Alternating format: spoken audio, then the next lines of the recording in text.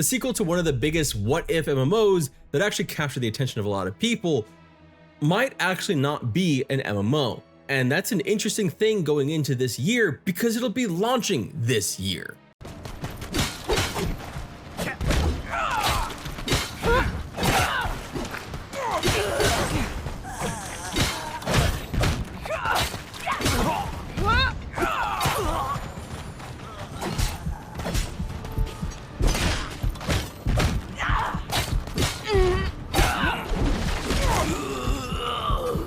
Before Crimson Desert, there was another MMO turned RPG that planned to launch this year in 2026. One with gorgeous graphics, action combat, questions about its story, and monetization, and whether or not it was gonna be an MMO or not. The game is Archeage Chronicles, and it's expected to launch in Q4 of 2026. And yet, we haven't seen much of anything about the game for ages that you'd consider a splash. No buzzy trailers, no previews. In fact, the reason why we know it's launching later this year is from financial documents, and that's always a little concerning, especially because it's been delayed a couple times. Archeage Chronicles is a bit like Crimson Desert, started out as a larger game and then seemingly de-scoped.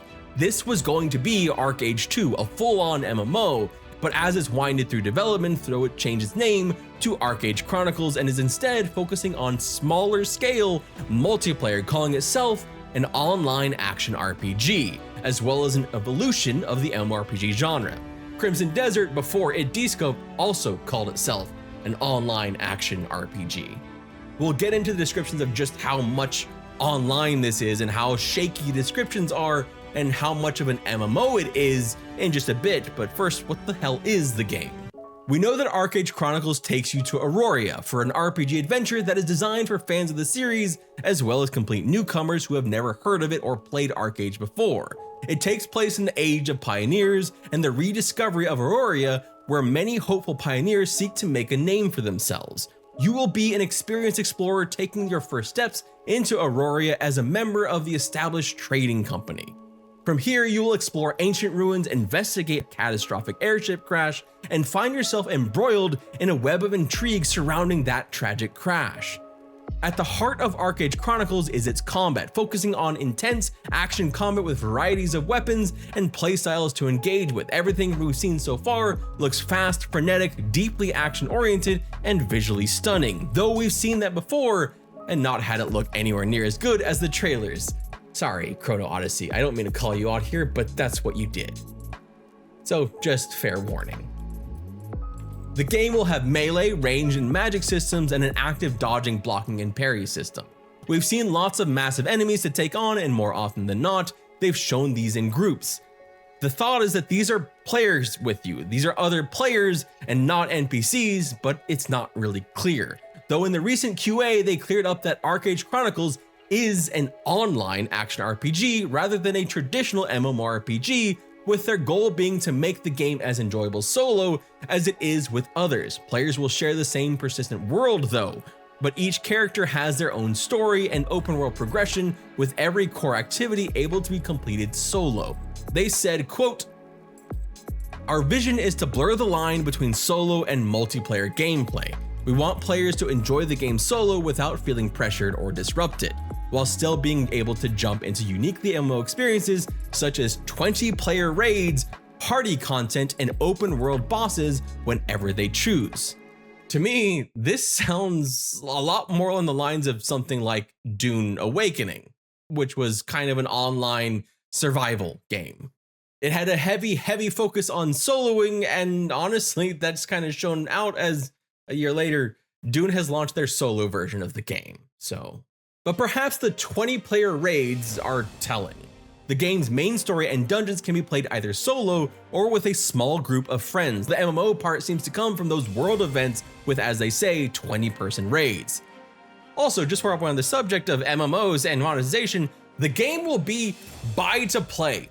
Thanks shit, with optional cosmetics. Those cosmetics seem like just a bit of add-on like every damn game, with special editions that have pre-order bonus cosmetics or deluxe edition cosmetics, or maybe even like entire shops of cosmetic things dedicated that you just kind of run into in the game, but you can't go into if you didn't buy the deluxe edition.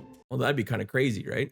$100 deluxe edition at that. Fans of Crimson Desert will likely love hearing that they're treating this game like an open world exploration where you get to decide where you want to go. This is not, you're kind of like going from checkpoint to checkpoint or exclamation point to exclamation point.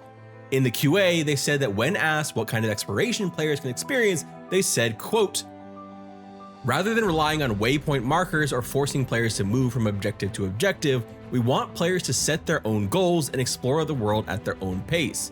Talking to NPCs provides hints about where to go next, and along the way, players will encounter unexpected events that naturally lead to growth and progression. Open world exploration receives some of the most positive feedback during the FGT. That said, movement is still restricted in certain areas, so we're continuing to improve traversal and environmental design to make exploring the open world feel even more seamless and enjoyable. To that end, there will also be more to do than just combat. Life skills, which are a core part of the original Archeage MMO, will be part of this game, including housing, gathering, cooking, crafting, farming, and trade. PvP, however, one of the other core parts of the original Archeage, doesn't even sound like it will be part of the game at launch, but instead come post-launch. PvE is the core experience of Archeage Chronicles, with PvP being secondary and coming later around trade routes, Coliseum-style arena combat, and a justice system. As someone who loves storytelling and lore, and that is why I get into games in the first place, I was happy to see that this game actually mentioned it. One of the things that always concerned me with Crimson Desert was they never mentioned the story. In this, we do get mention of the story. When talking about what people loved about the first small-scale test, it was mentioned that players loved the lore and the open world. And the fact that it even came up in the game, where it also is praised for its visual fidelity and combat, has me cautiously optimistic that maybe it won't be half-baked. Maybe it won't be forgotten for flashier substance.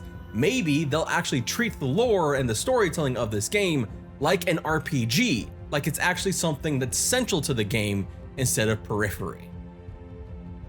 Or maybe I'm just putting way too much hope into that. We'll just have to wait and see. The next steps were also pretty telling, highlighting 3 areas that they want to improve on. First, expand MMO content to encourage natural player interaction in the shared online world. Funnily enough, this is also something that Soulframe mentioned that they were going to be trying to do a while back, and I don't really know that it's fully come full circle. So this game may end up being kind of like Soulframe. Refine combat experience so that each weapon has a unique playstyle and identity. And finally, improve quality of life features and overall optimization. It'll be launching on Steam, Epic, PS5, Xbox SS towards the end of the year, as long as it doesn't receive any more delays. The thing is, even after the QA, I'm still scratching my head a little bit about what the hell this game is. It feels like it's blurring lines that don't necessarily need to be blurred, either making just a truly just co-op RPG with 4 players, or an MMO that may or may not have single player storytelling, or a soloable MMO that also has group content. On one hand, they're very clearly describing it as an online action RPG, trying to steer clear of being labeled as an MMORPG. And then in all of their QA, they put forth things that sound very, very MMO-like. Non-instance in-world housing that you can visit or have your friends visit, 20-player raids, open world events, PvP around trade routes. Basically, MMO stuff.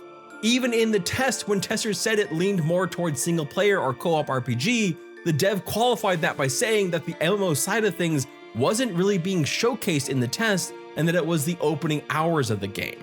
It really makes me wonder, because I think if you go about a game trying to merge these things too much, you lose the identity of both. If you have semi-open worlds but with small player bases, but the game itself is designed around a solo story and narrative, it requires you to put out of your mind that everyone else you see is also the exact same chosen one.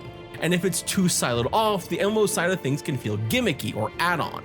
And the thing is, I actually love the idea of a small co-op RPG.